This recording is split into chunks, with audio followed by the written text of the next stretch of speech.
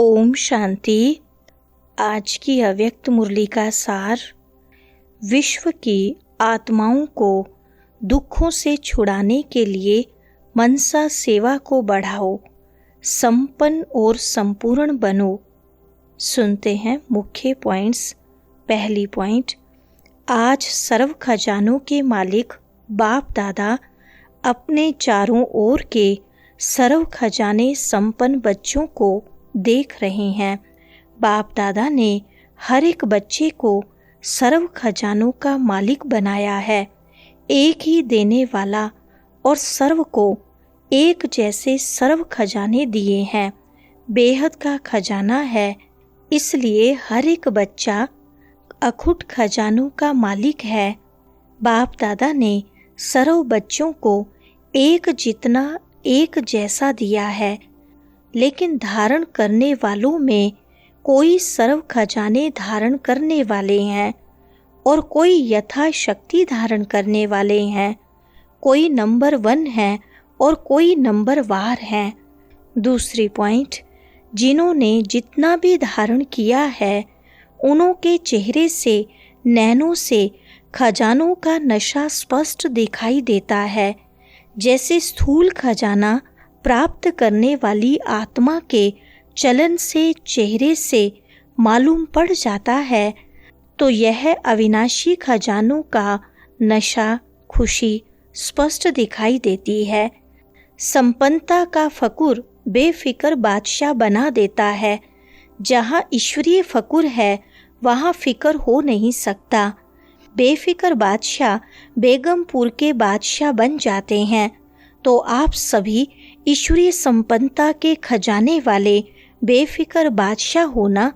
तीसरी पॉइंट, त्रिकालदर्शी स्थिति में स्थित रहने वाले जानते हो जो हो रहा है वह सब अच्छा, जो होने वाला है वह और अच्छा। क्यों? सर्वशक्तिवान बाप के साथी हो, साथ रहने वाले हो। हर एक को नशा है, फकुर है कि बाप दादा सदा हमारे दिल में रहते हैं और हम सदा बाप के दिल तख्त पर रहते हैं। तो ऐसा नशा है ना, जो दिल तख्त नशीन है उसके संकल्प तो क्या, स्वप्न में भी दुख की लहर लेस भी नहीं आ सकती। क्यों? सर्व खजानों से भरपूर है। जो भरपूर चीज होती है उसमें हलचल नहीं होगी। चौथी पॉइंट, हर एक का बाप दादा ने जमा का खाता चेक किया। खजाना तो अखुट मिला है, लेकिन जो मिला है उस खजाने को कार्य में लगाते खत्म किया है, वह मिले हुए खजाने को कार्य में भी लगाया है और बढ़ाया भी है। क्योंकि यह खजाना सिर्फ अब इस समय के लिए नहीं है, यह खजाना भविष्य में भी साथ में चलना है। जमा हुआ ही साथ जाएगा। तो परसेंटेज देख रहे थे। सेवा तो सभी बच्चे यथा योग व यथा शक्ति कर रहे हैं, लेकिन सेवा का फल जमा होना, उसमें अंतर हो जाता है। पांचवी पॉइंट, सेवा बहुत करते लेकिन सेवा करने का फल जमा हुआ या नहीं, उसकी निशानियां क्या होंगी? सेवा कोई भी हो, चाहे मनसा, चाहे वाचा, चाहे कर्मणा, तीनों में 100% मार्क होती है। सेवा तो की, लेकिन अगर सेवा करने के समय व सेवा के बाद स्वयं अपने मन में अपने से संतुष्ट हैं और साथ में जिनकी सेवा की, जो सेवा में साथी बनते हैं, वह सेवा करने वाले को देखते हैं, सुनते हैं, वह भी संतुष्ट हैं, तो समझो जमा हुआ। स्वयं की संतुष्टता सर्व की संतुष्टता नहीं है, तो परसेंटेज जमा का कम हो जाता है। छठी पॉइंट, यथार्थ सेवा की विधि पहले भी बताई है। 3 बातें विधि पूर्वक हैं तो जमा है, वह सुनाया है। एक निमित्त भाव, दूसरा निर्माण भावना, तीसरा निर्मल स्वभाव, निर्मल वाणी, भाव, भावना और स्वभाव। बोल, अगर यह 3 बातों से एक बात भी कम है, एक है, 2 नहीं है, 2 हैं, 1 नहीं है, तो वह कमजोरी जमा की परसेंटेज कम कर देती है। तो 4 ही सब्जेक्ट में अपने आप को चेक करो, क्या 4 ही सब्जेक्ट में हमारा खाता जमा हुआ है? 7वां पॉइंट, हर खजाने को चेक करो। ज्ञान का खजाना अर्थात जो भी संकल्प कर्म किया वह नॉलेजफुल होकर के किया, साधारण तो नहीं हुआ। योग अर्थात सर्वशक्ति का खजाना भरपूर हो तो चेक करो हर दिन की दिनचर्या में समय प्रमाण जिस शक्ति की आवश्यकता है उसी समय वो शक्ति ऑर्डर में रही।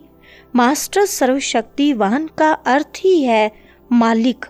अगर समय पर ऑर्डर करने पर शक्ति इमर्ज नहीं होती, एक शक्ति को भी अगर ऑर्डर में नहीं चला सकते तो निर्विघ्न राज्य के अधिकारी कैसे बनेंगे? 8वां पॉइंट, बाप दादा यही चाहते हैं कि सभी बच्चों का जमा का खाता भरपूर हो, धारणा में भी भरपूर। धारणा की निशानी है हर कर्म गुण संपन्न होगा। जिस समय जिस गुण की आवश्यकता है वह गुण चेहरे चलन में इमर्ज दिखाई दे। अगर कोई भी गुण की कमी है, मानो सरलता के गुण की कर्म के समय आवश्यकता है, मधुरता की आवश्यकता है, चाहे बोल में चाहे कर्म में। अगर सरलता मधुरता की बजाय थोड़ा भी आवेशता या थकावट के कारण बोल मधुर नहीं है, चेहरा मधुर नहीं है, सीरियस है, तो गुण संपन्न तो नहीं कहेंगे ना। कैसी भी सर्कमस्टांसेस हों, लेकिन मेरा जो गुण है वह मेरा गुण इमर्ज होना चाहिए। 9वां पॉइंट, सेवा में सेवाधारी की सबसे अच्छी निशानी है स्वयं भी सदा हल्का, लाइट और खुशनुमा दिखाई दे। सेवा का फल है खुशी। अगर सेवा करते खुशी गायब हो जाती है तो सेवा का खाता जमा नहीं होता। सेवा की, समय लगाया, मेहनत की तो थोड़ी परसेंटेज में वह जमा होगा, लेकिन जितनी परसेंटेज में जमा होना चाहिए उतना नहीं होता।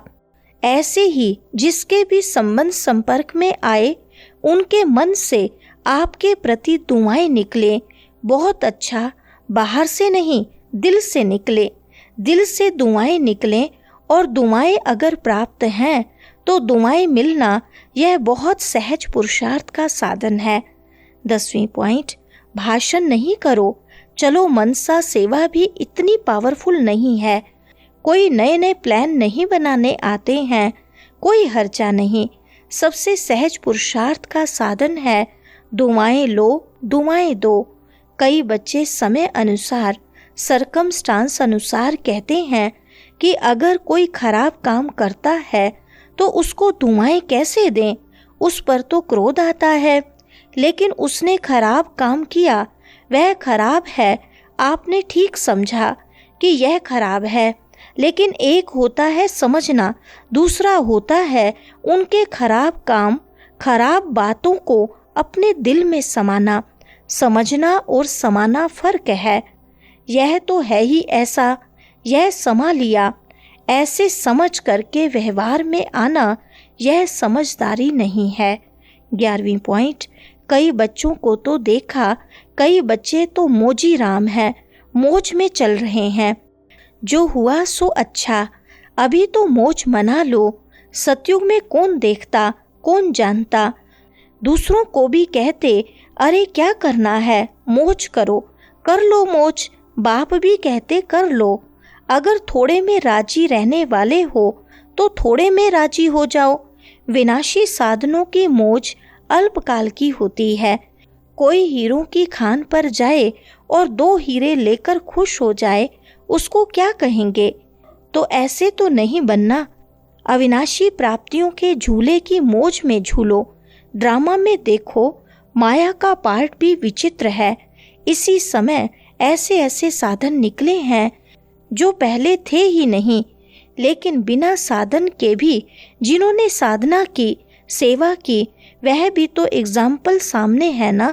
साधनों को यूज करना रोंग नहीं कहते हैं, लेकिन साधना को भूल साधन में लग जाना, इसको बाप दादा रोंग कहते हैं। वरदान है सच्चे साफ दिल के आधार से नंबर 1 लेने वाले दिलाराम पसंद भव। विस्तार है दिलाराम बाप को सच्ची दिल वाले बच्चे ही पसंद हैं। दुनिया का दिमाग न भी हो, लेकिन सच्ची साफ दिल हो तो नंबर 1 ले लेंगे, क्योंकि दिमाग तो बाप इतना बड़ा दे देते हैं जिससे रचयिता को जानने से रचना के आदि मध्य अंत की नॉलेज को जान लेते हो। तो सच्ची साफ दिल के आधार से ही नंबर बनते हैं, सेवा के आधार से नहीं। सच्चे दिल की सेवा का प्रभाव दिल तक पहुंचता है। दिमाग वाले नाम कमाते हैं और दिल वाले दुआएं कमाते हैं। स्लोगन है सर्व के प्रति शुभ चिंतन और शुभ कामना रखना ही सच्चा परोपकार है। अच्छा, ओम शांति।